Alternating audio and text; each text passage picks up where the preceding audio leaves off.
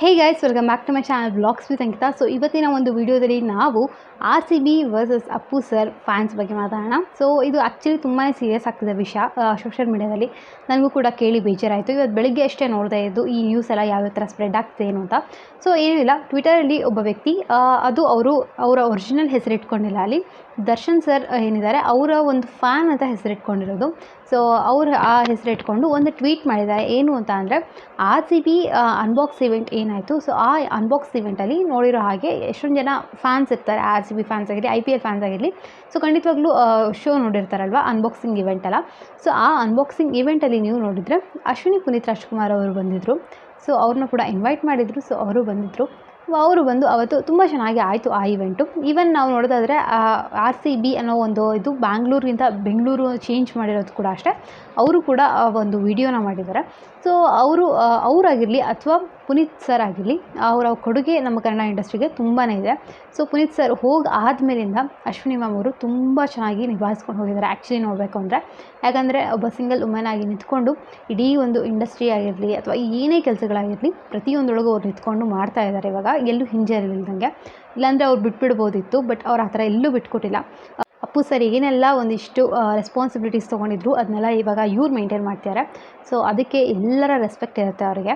So ಅವರು ಇದನ್ನ ಮಾಡ್ತಿದ್ರು. ಹಾಗೆ RCB ಅನ್ಬಾಕ್ಸಿಂಗ್ ಇವೆಂಟಲ್ಲಿ ಕೂಡ ಬಂದಿದ್ದರು. ಸೊ ಈ ವ್ಯಕ್ತಿ ಡಿ ಬಾಸ್ ಫ್ಯಾನ್ ಅಂತ ಹಾಕ್ಕೊಂಡಿರೋರು ಏನು ಅಂತ ಕಮೆಂಟ್ ಮಾಡಿದ್ದಾರೆ ಅಲ್ಲಿ ಅಂತ ಅಂದರೆ, ಸೊ ಇವ್ರನ್ನ ಅಲ್ಲಿ ಕರೆಸಿದ್ದು ತಪ್ಪಾಯ್ತಂತೆ.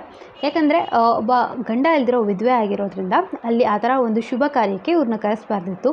ಸೊ ಅದರಿಂದನೇ ನಮ್ಮ RCB ಸೋಲ್ತಾ ಇದೆ ಅನ್ನೋದು ಇವರ ಒಂದು ಆಪಾದನೆ ಆಗಿದೆ. ಸೊ ನನಗೆ ಅನಿಸಿದ್ದು ಅಂದರೆ, ಅಲ್ಲಿ ಏನು ಅವರು ಡಿ ಬಾಸ್ ಫ್ಯಾನ್ ಅಂತ ಹಾಕ್ಕೊಂಡು ಬಂದಿದ್ದಾರೆ. ಸೊ ಡಿ ಬಾಸ್ ಫ್ಯಾನ್ಸ್ ಆ ಥರ ಯಾರಾದರೂ ಫ್ಯಾನ್ ಪೇಜಸ್ ಈ ಥರ ಏನಾರು ಇಟ್ಕೊಂಡಿದ್ರೆ ಖಂಡಿತವಾಗ್ಲೂ ಒಂದು ಫ್ಯಾನ್ ಪೇಜ್ ಇಟ್ಕೊಂಡು ಅವರು ಇನ್ನೊಬ್ಬರ ಬಗ್ಗೆ ಕಮೆಂಟ್ ಮಾಡಲ್ಲ. ಆ ಥರ ಮಾಡ್ತಿದ್ದಾರೆ ಅಂದರೆ ಬೇಕು ಅಂತ ಮಾಡ್ತಿರ್ತಾರೆ. ಅವ್ರ ಹೆಸರು ಹಾಳು ಮಾಡಬೇಕನ್ನೋದು ಅವರಿಗೆ ಉದ್ದೇಶ ಆಗಿರುತ್ತೆ ಅಂತ ನನಗನ್ನಿಸ್ತು. ಯಾಕಂದರೆ ಯಾರೇ ಆಗಿರಲಿ, ಇವಾಗ ಡಿ ಬಾಸ್ ಅವರೇ ಆಗಿರಲಿ, ಅಪ್ಪು ಬಾಸ್ ಅವರೇ ಆಗಿರಲಿ, ಸೊ ಎಲ್ಲರಿಗೂ ಒಂದು ನಮ್ಮ ಕನ್ನಡ ಫಿಲಮ್ ಇಂಡಸ್ಟ್ರಿ ಅಂದರೆ ಒಂದು ಗೌರವ ಇದ್ದೇ ಇರುತ್ತೆ. ಹೌದು, ಒಬ್ಬರ ಮೇಲೆ ಜಾಸ್ತಿ ಪ್ರೀತಿ, ಇನ್ನೊಬ್ಬರ ಮೇಲೆ ಕಮ್ಮಿ ಪ್ರೀತಿ ಇರ್ಬೋದು, ಆದರೆ ರೆಸ್ಪೆಕ್ಟ್ ಮಾಡೋದು ತುಂಬ ಇಂಪಾರ್ಟೆಂಟ್ ಆಗುತ್ತೆ ಎಲ್ಲರನ್ನೂ. ಸೊ ಈ ಥರ ಯಾರಾದರೂ ವ್ಯಕ್ತಿ ಮಾಡ್ತೀರಾ ಅಂದರೆ ಖಂಡಿತವಾಗ್ಲೂ ಬೇಕು ಅಂತ ಮಾಡ್ತಿರೋದು ಇಲ್ಲಿ ಗೊತ್ತಾಗುತ್ತೆ ನಮಗೆ. ಸೊ ಅದಾದಮೇಲೆ ಈ ಥರ ಎಲ್ಲ ಮಾತುಗಳು ನಿಜವಾಗ್ಲೂ ತಪ್ಪು ಅವ್ರು ಆಡೋದು. ಯಾಕೆಂದರೆ RCB ಸೊ ಇವಾಗಲ್ಲ, ತುಂಬ ವರ್ಷಗಳಿಂದನೂ ಸೋಲ್ತಾ ಬಂದಿದೆ. ಸೊ ಇವಾಗ ಆಲ್ರೆಡಿ 16 ವರ್ಷ ಆಗೋಯಿತು IPL ಎಲ್ಲ ಸ್ಟಾರ್ಟ್ ಆಗಿ, 17ನೇ ವರ್ಷ ಇದು. ಸೊ 16 ವರ್ಷ ಕೂಡ ಸೋತು ಬಂದಿದೆ. ಹಾಗಂತ 16 ವರ್ಷ ಕೂಡ ಅಶ್ವಿನಿ ಮ್ಯಾಮ್ ಹೋಗಿ ಅನ್ಬಾಕ್ಸಿಂಗ್ ಇವೆಂಟಲ್ಲಿ ಇರಲಿಲ್ಲ. ಈವನ್ ಅವ್ರು ಹೋಗಿದ್ರು ಏನು ತಪ್ಪು, ಅದನ್ನ ಯಾಕೆ ಇವ್ರ ಮೇಲೆ ಹಾಕಬೇಕು?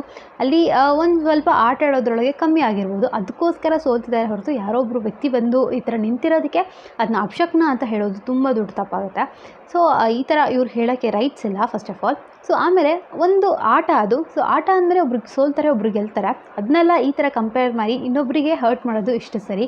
ಸೊ ಆಟನ ಆಟದ ಥರ ತೊಗೋಬೇಕು. ಅವ್ರಿಗೆ ಅಷ್ಟು ಚಿಂತೆ ಇಲ್ದಿರುವಾಗ ಇವ್ರು ಏನಕ್ಕೆ ಅಷ್ಟೊಂದು ಟೆನ್ಷನ್ ಅನ್ನೋದಕ್ಕಿಂತ ಇನ್ನೊಬ್ರ ಹೆಸರು ಹಾಳು ಮಾಡೋದಕ್ಕೆ ಈ ಥರ ಮಾಡ್ತಿರೋದವರು.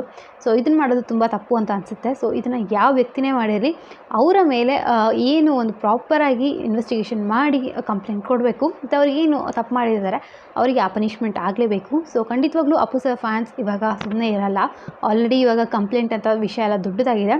ಬಟ್ ಮೇನ್ಲಿ ಎಲ್ಲದಕ್ಕಿಂತ ಬೇಜಾರಾಗಿರೋದು ಅವ್ರು ಯಾರೋ ಆಡಿರೋದು, ಯಾರೋ ಸೋಲ್ತಿರೋದು, ಇನ್ನೊಬ್ರು ಯಾರೋ ಮಾತಾಡಿರೋದು, ಬಟ್ ಎಲ್ಲನೂ ಅಂತಿರೋದು ಅಶ್ವಿನಿ ಮ್ಯಾಮ್ ಅವ್ರಿಗೆ. ಸೊ ಇದರೊಳಗೆ ಅವರ ತಪ್ಪು ಏನೂ ಇಲ್ಲ ಅನಿಸುತ್ತೆ. ಸೊ ಸುಮ್ಮನೆ ಒಬ್ಬರ ಬಗ್ಗೆ ಮಾತಾಡೋದು ತುಂಬ ದೊಡ್ಡ ತಪ್ಪು. ಅವರು ಯಾವ ಥರ ಒಂದು ಫೇಸಲ್ಲಿ ಹೋಗಿರ್ತಾರೆ, ಅವ್ರಿಗೆ ಎಷ್ಟು ನೋವಾಗಿರುತ್ತೆ ಅನ್ನೋದು ಅವ್ರಿಗೆ ಮಾತ್ರ ಗೊತ್ತಿರುತ್ತೆ. ಸೊ ಯಾರು ಅವರ ನೋವನ್ನ ತೊಗೊಳೋಕ್ಕಂತೂ ಯಾರಿಗೂ ಆಗೋಲ್ಲ, ಬಟ್ ಇನ್ನೂ ಜಾಸ್ತಿ ನೋವನ್ನ ಕೊಡಬಾರ್ದು ಅಂತ ನನಗನ್ಸುತ್ತೆ. ಸೊ ಹೋಪ್ ಎಲ್ಲರಿಗೂ ಅರ್ಥ ಆಗಿದೆ ಇದು ಅವ್ರಿಗೆ ಮೇನ್ಲಿ ಯಾರು ಹಾಕಿದ್ದಾರೆ ಅಂತ ಅಂದ್ಕೊತೀನಿ. ಈ ಥರ ಯಾರು ಮಾಡಬಾರ್ದು ನೆಕ್ಸ್ಟ್ ಟೈಮಿಂದ. ಸೊ ಇದರೊಳಗೆ ಇವಾಗಂತೂ ಸೋಷಿಯಲ್ ಮೀಡಿಯಾದಲ್ಲಿ ಕಂಪ್ಲೀಟಾಗಿ ಎಲ್ಲ ಕಡೆಯೂ ಟ್ರೆಂಡ್ ಆಗ್ತಾ ಇರೋದು we stand with Ashwini Puneeth Rajkumar ಅಂತ. ಸೊ ಖಂಡಿತವಾಗ್ಲೂ ಅಷ್ಟೇ. ಯಾಕಂದರೆ ನಮಗೆ ಅವರ ಮೇಲೆ ರೆಸ್ಪೆಕ್ಟ್ ಯಾವಾಗಲೂ ಇದ್ದೇ ಇರುತ್ತೆ. So we stand with Ashwini Puneeth Rajkumar. So ಈ ಒಂದು ವಿಡಿಯೋಯಿಂದ ಇದನ್ನು ತಿಳಿಸ್ಬೇಕು ಅಂತ ಇತ್ತು. ಯಾಕಂದರೆ ಎಷ್ಟೊಂದು ಜನಕ್ಕೆ ವಿಷಯ ಗೊತ್ತಿರಲ್ಲ. ಸೊ ಈ ಥರ ಆ ವ್ಯಕ್ತಿ ಮಾಡಿದ್ದು ತಪ್ಪು. ಸೊ ಆ ವ್ಯಕ್ತಿ ಯಾರೇ ಆಗಿರಲಿ ಅವರಿಗೆ ಸರಿಯಾದ ಒಂದು ಪನಿಷ್ಮೆಂಟ್ ಆಗಬೇಕು ಅಂತ ನನಗನ್ಸುತ್ತೆ. ಸೊ ಹೋಪ್ ಈ ವಿಡಿಯೋ ನಿಮ್ಮೆಲ್ಲರಿಗೂ ಇಷ್ಟ ಆಗಿದೆ ಅಂತ ಅಂದ್ಕೊಂಡಿದ್ದೀನಿ. ಇನ್ನೂ ಸಾಕಷ್ಟು ಜನಕ್ಕೆ ಈ ವಿಡಿಯೋನ ತಲುಪಿಸಿ, ಸೊ ದಟ್ ಎಲ್ಲರಿಗೂ ಗೊತ್ತಾಗಲಿ. ಸೊ ಹೋಪ್ ಎಲ್ಲರಿಗೂ ಇಷ್ಟ ಆಗಿದೆ. ಮತ್ತೆ ಹೊಸ ವಿಡಿಯೋ ತಿಳಿಸ್ತೀನಿ. ಅಂಟಿಲ್ ದೆನ್ ರಕ್ಷಾ ಚಾನಲ್ ಕೂಡ ಹೋಗಿ ಸಬ್ಸ್ಕ್ರೈಬ್ ಮಾಡ್ಕೊಳ್ಳಿ. ಅವಳ ಚಾನ್ಸ್ ಇರೋ ರಕ್ಷಾ ರೆಡ್ಡಿ ಅಂತ ಡೈಲಿ ವೀಡಿಯೋಸ್ ಹಾಕಿರ್ತಾಳೆ, ನಿಮ್ಮೆಲ್ಲರಿಗೂ ಇಷ್ಟ ಆಗೋದು. ಸೊ ಮತ್ತೆ ಹೊಸ ವಿಡಿಯೋದಲ್ಲಿ ಸಿಗ್ತೀನಿ. ಅಂಟಿಲ್ ದೆನ್ ಟೇಕ್ ಕೇರ್, ಬಾಯ್.